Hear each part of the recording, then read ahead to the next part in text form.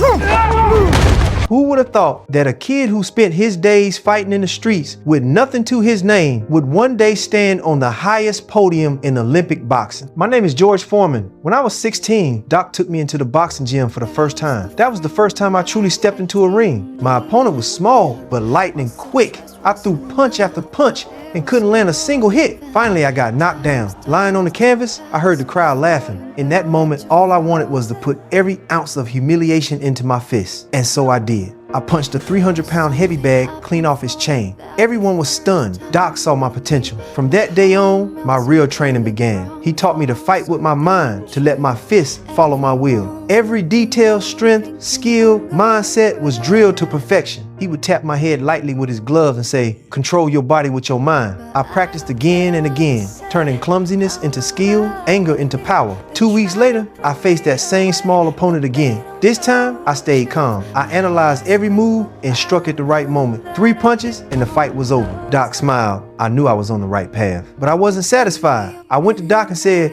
"I want to be the heavyweight champion of the world." He told me to be patient. But first, you gotta win some tournaments. Then we can take aim at the Golden Gloves.